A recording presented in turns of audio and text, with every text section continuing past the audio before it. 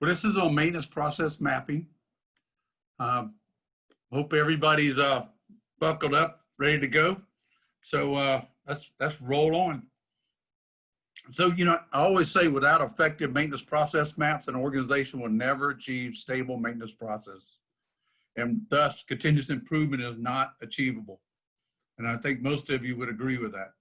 If you don't have a maintenance process, or you don't have, you know, maps, I knew you have a maintenance process, but how good is it is the question, okay? So here's some questions. All right, Caitlin, you ready? I'm ready. Does your organization have maintenance process maps? Yes or no? Very simple. David says yes. Only David has answered ah. Anna says no. Tamir says yes. So we've got a mix. Oh, now we have no's coming in. Quite a few no's. No, Anna's on there. I know you get involved in process maps, Anna.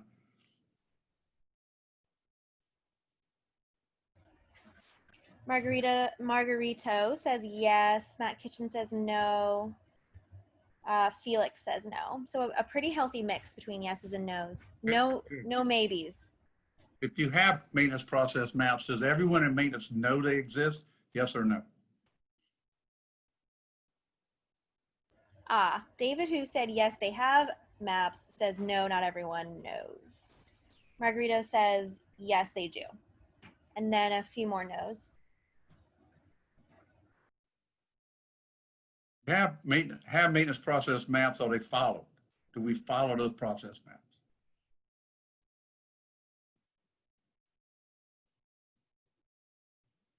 I've seen a lot of companies, they have them hidden, and nobody knows where they're at. Not consistently is one of the answers.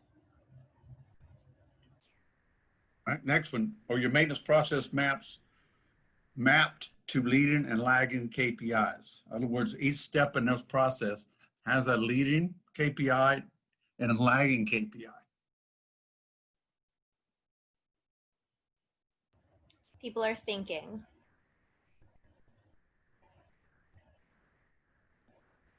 No, and not always. Typical.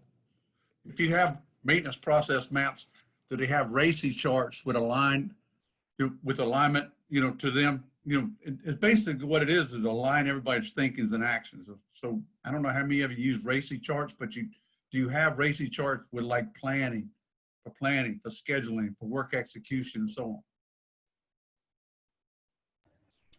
We have a few no's, a few yeses, and Tamara says she has it for storeroom. Okay.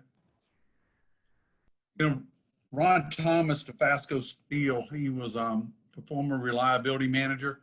This guy was brilliant. I mean, he created software that could automatically generate work orders to help his organization know if they have a defect or a problem. And really smart guy. So if a step in a process is skipped or performed at a substandard level, it creates defects known as failures. The output of a proactive maintenance process is optimal asset reliability at optimal cost. It's not the lowest, it's optimal. So 6 reasons why organizations, you know, do not use process maps. You know, 1, no one sees the value of process maps. And I think part of it is that we have them, but no one's ever talked about them. No one's ever used them effectively. Tried using process maps once, but no one seems to follow them. I mean, has anybody seen that one before? Anyone?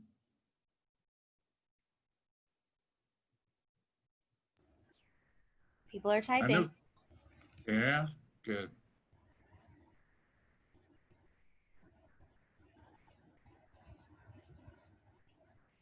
Yes. Sometimes. Did not know how to use a process map. That's one of the reasons, absolutely, you know. Next one. Number 4, thought process mapping was only used for production. What? How's that? Never heard of process mapping for maintenance. You know, definitely I've heard that, I don't know how many times. Process map, what is that? We don't use that. And you did not know what you did not know, you know? And I've said that many times. You don't know what you don't know. And that's what it comes down to. All right. So maintenance process mapping aligns everyone in an organization. So we want to align everyone in their thinking and all by the process maps. You know, what is step 1, step 2, step 3, and so on in our maintenance process.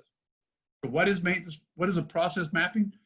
Process mapping is a technique of using flow charts to illustrate the flow of a process, proceeding from the most macro perspective to the level of detail required to identify opportunities for improvement. So you see this one I created.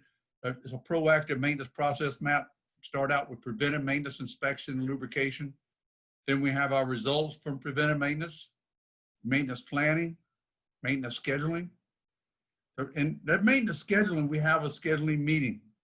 And then the maintenance schedule is then published for the following week. Maintenance supervisor follows, shares following week's schedule with the team. And then maintenance schedule is published for the following week.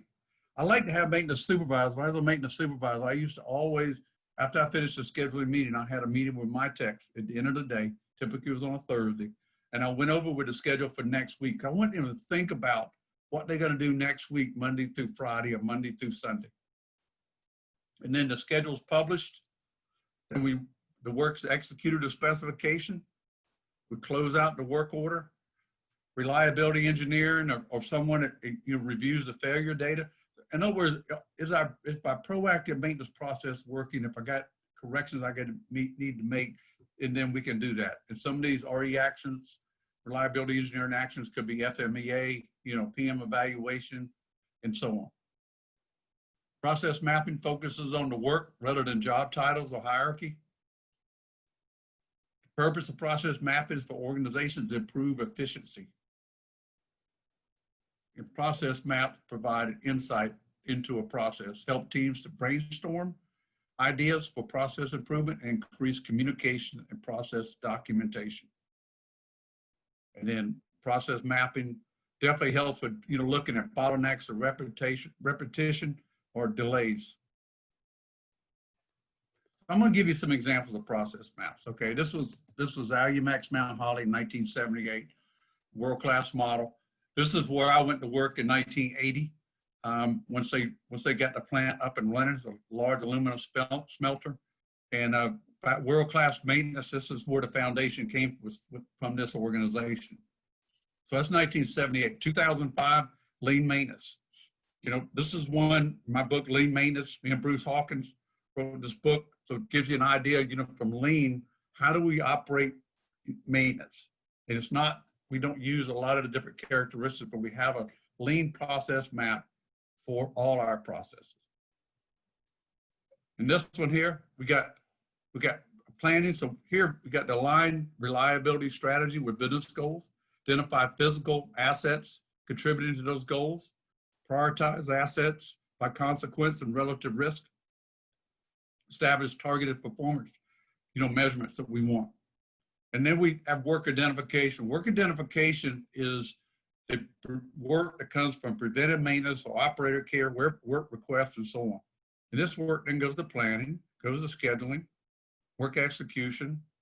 Then we have follow-up to it. So once we execute it, we close it out, we got follow-up. So this is a sustained maintenance improvement loop. Now, from there, we go to performance analysis. This is where when we close out the work orders, that data we analyze to determine what do we need to do differently. And this is our continuous improvement loop.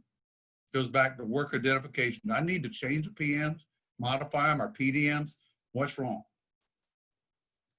And this is process map, an example with swim lanes. Swim lanes only, what it does is identifies the different people, what different classification of people, like if it's technicians, in this process of planning, where do they fall into it? If I'm a maintenance supervisor, what is my responsibilities, and so on. So that's what the process map with swim lanes are for. So benefits of mapping the maintenance process, it aligns everyone's vision in the value of the maintenance process to include the following positions: the maintenance manager, the maintenance supervisor, senior maintenance technician, maintenance planner schedule. In fact, on this one here, I'm going back on the maintenance technician, really needs to be all maintenance technicians. And then the maintenance planner scheduler, stores manager, production manager, because even a production manager needs to understand we have a process. We follow a process. And if the process is skipped, then we need to do something about it.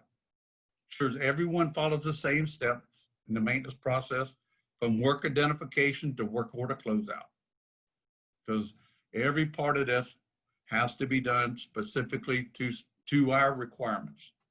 So if you have your maintenance process mapped and begin having issues with maintenance metrics, not aligning with what is happening on the floor, then RCA can be conducted and the problems quickly resolved. So here's I put this one together real quick. So it just basically is an Ishikawa diagram or fault tree.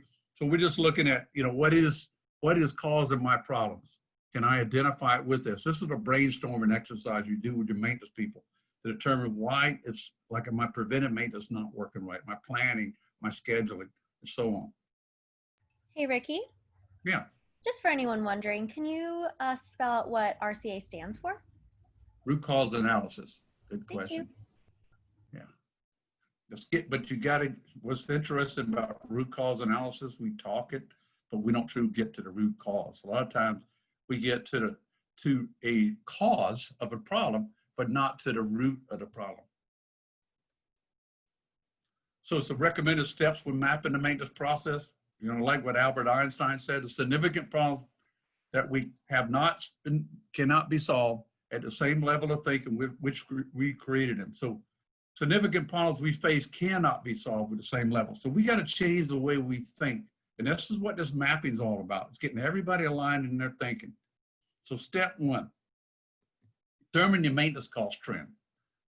Labor, materials, parts for the past 5 years, determine if everyone is satisfied with it. I'm talking about from a maintenance technician, and they may not care about cost, okay? And they probably don't.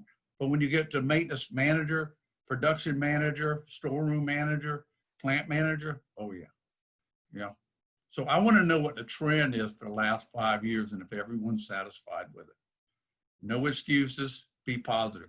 Negativity doesn't work when we're trying to change something. We're trying to make things better. Step two, create a team of key stakeholders.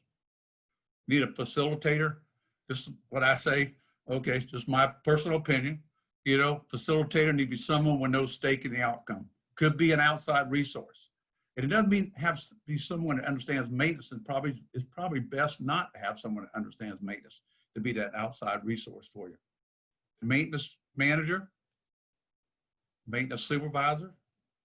I want a senior maintenance technician, but maybe a technician that is the influencer, of the team. And I had one time, Bobby Hamby, he influenced my team very much when I was a maintenance supervisor.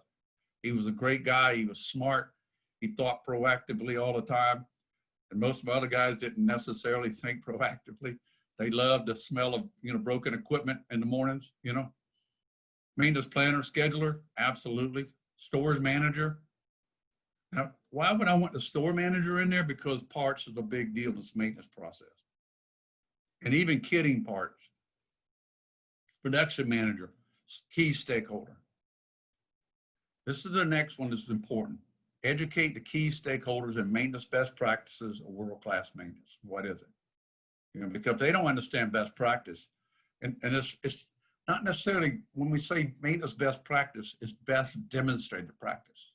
Not what some consultant says or whatever, it's what has been demonstrated, okay? Alcoa Mount Holly was a good reference for me, and I still use that today. Educate the team about the value of mapping the maintenance process, so we can all think and walk the same way.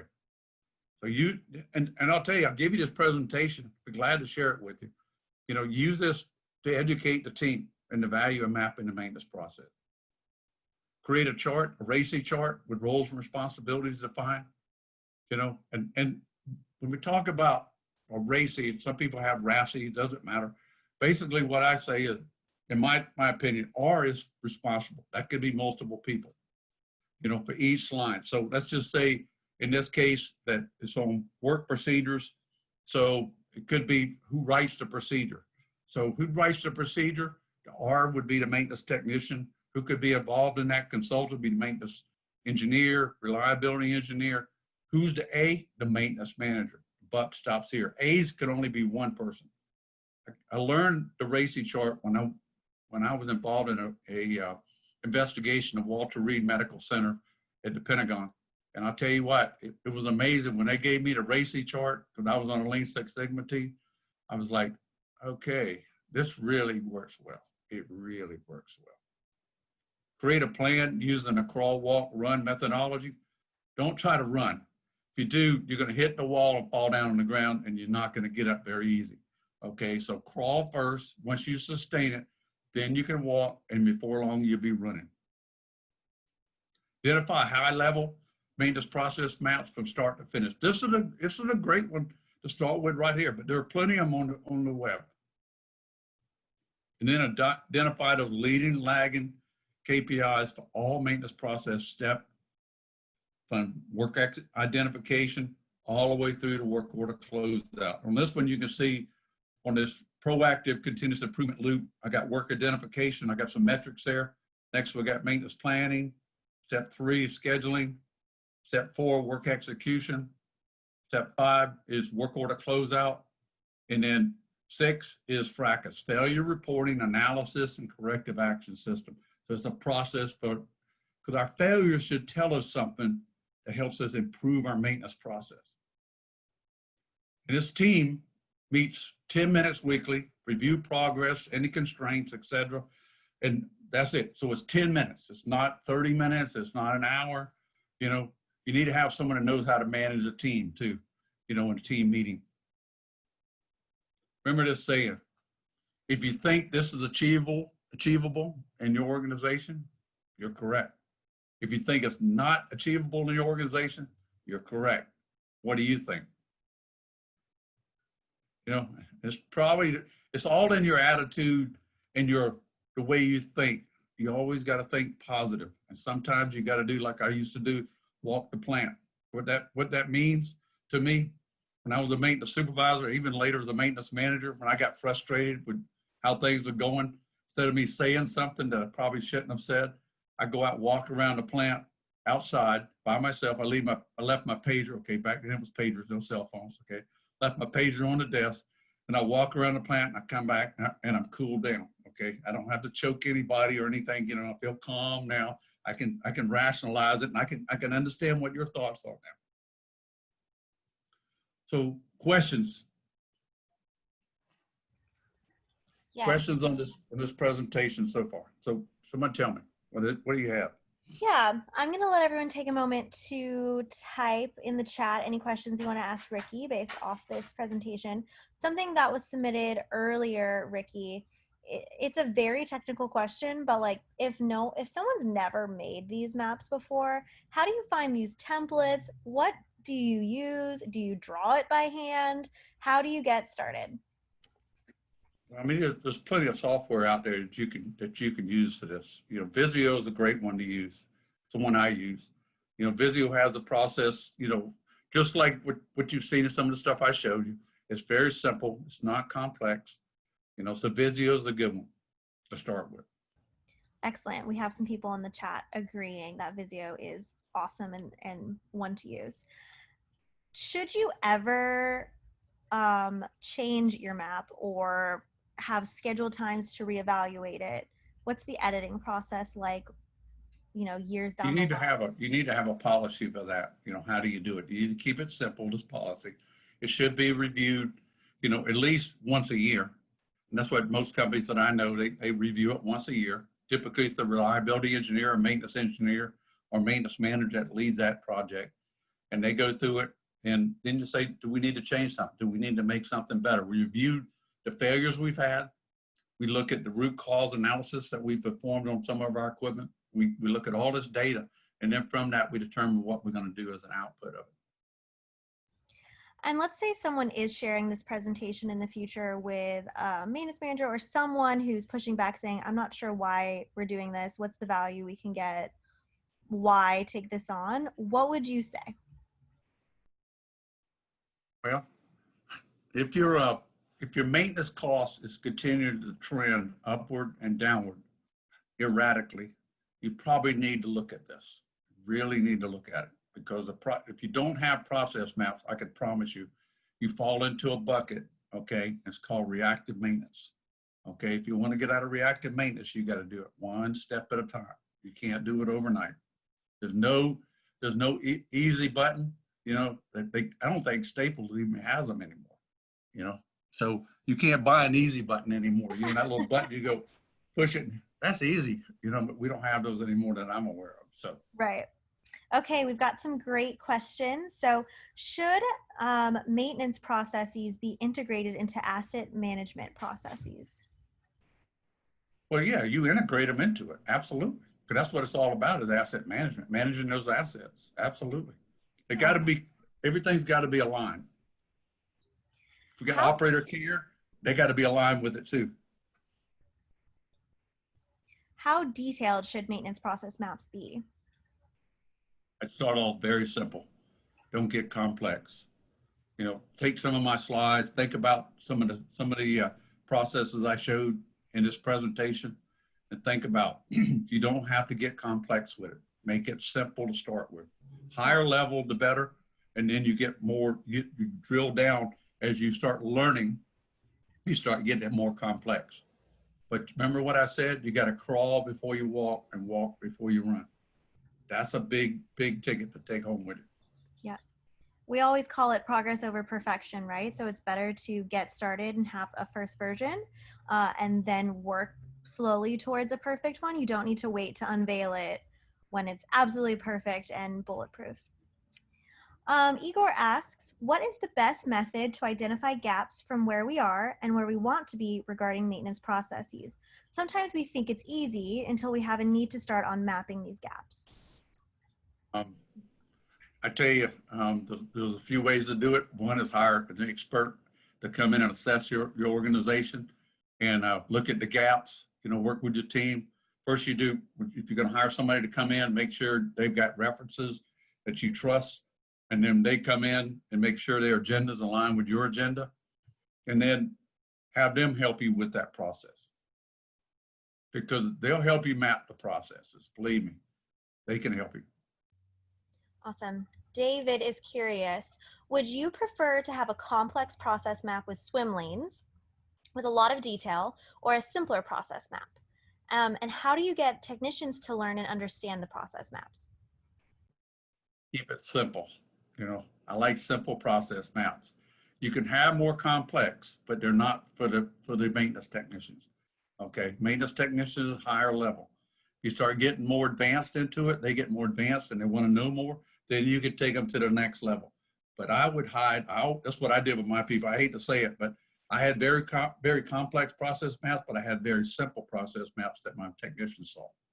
No more than, I can't remember how many steps, 10 steps, 12 steps, that was it. It was very simple. Excellent. And David's also curious, where are process maps usually stored? And I'm going to add displayed. The best thing to do is have them in your CMMS. You know, have a map in your CMMS. So that way you have access to them. Now, does Upkeep in your software, do you have that? Caitlin, do you know? That's a great question. I feel like I'm failing the pop quiz. I will follow back up with an answer. I would just really hate to say the wrong thing. So I'm That's going to okay. say I'm going to follow back up. Yeah. I tell you this, it's really nice to be able to have the process maps with the CMMS, you know, already in the CMMS. It makes it a lot easier to follow. Excellent. Next up, we have. So someone asked, what would we consider crawling? Like, what are those steps versus what do we consider walking and then running? And someone answered, you know, I recommend to write up high level processes as kind of crawl and then move on to sub processes for more detailed Absolutely. off-page references. And that's how you really think about crawl, walk, and run. Yeah, absolutely. You know, a good one is, you know, maintenance scheduling. I mean, that by itself is a big process map. You know, if you do it right, it's a big map. but you got to start with one thing at a time. Like you said, keep it simple, start with. Excellent. How can I define frequency for my equipment if I don't have manuals? All down to the part and component level. What is the part? How do parts fail? How do components fail? The failure modes. Failure modes, helps you understand it because you got a lot of things I call failure threads. So let's just say we have a problem with some of our parts are turning a lot. Let's just say bearings. We got a lot of bearings, that are turning a lot. So what do you think the cause of that? What's the root cause you think with bearings failing frequently? It's trending up. I like storeroom. I like using data from the storeroom because it tells me a lot. Anybody? Oil or alignment, contamination, installation. Could be lack of lubrication. There's only a few reasons why a bearing fails. There's not a lot of them. SKF's got a bearing failure analysis manual free on the internet, or you can go on my website at worldclassmaintenance.org and download it. I love it. It's about 20 pages, so anyway. All right. What's next? I just got some live feedback from the upkeep team just to make sure I had the right answer. We do have the ability to upload those maintenance process map files into accounts so they can live right in your CMS. Good. All right. Awesome. People are still giving you answers to your initial question. Erosion, corrosion, fatigue, and overload are some answers. Yeah, there's a lot of reasons why it fails, but there's a lot of them are linked together too. I call them a failure thread. The failures are linked together. To really get the root cause of a bearing failure, most of the time, or most equipment failures, has to do with human error. Awesome. Ricky, I think we should share a few examples of maintenance process maps in the Slack group. Would it be good to have its own channel, or would it be just better if part of like maintenance planning and scheduling maintenance resources? Say that again? Yeah, I think we should share some examples of maintenance process maps for people to use when they're taking this on. So I'll probably put it in maintenance resources. Yep, I know we'll share this replay just so that people have the actual files to be an easy resource. Of all these, if we look at the process, just keep it simple. Don't get complex about it. Here's one that I just created this one. It was very simple. Proactive maintenance process map. Starts with where does the work come from? And then that work is then planned, and then it's scheduled, and then we have the scheduling meeting and so on. Just try to make it simple.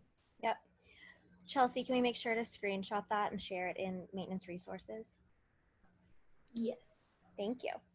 All right. Thank you everyone for joining. That's all the time we have today. Ricky, Let me do one thing.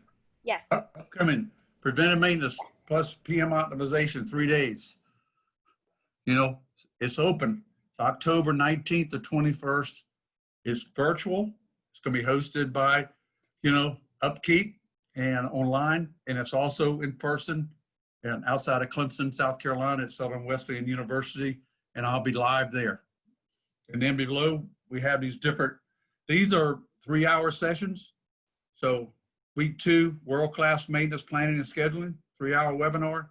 Week 3, best maintenance repair practices, maintenance storeroom best practices, preventive maintenance best practices, root cause analysis techniques and fundamentals, and how to optimize your CMMS AAM in order to manage effective organization, and then lean maintenance.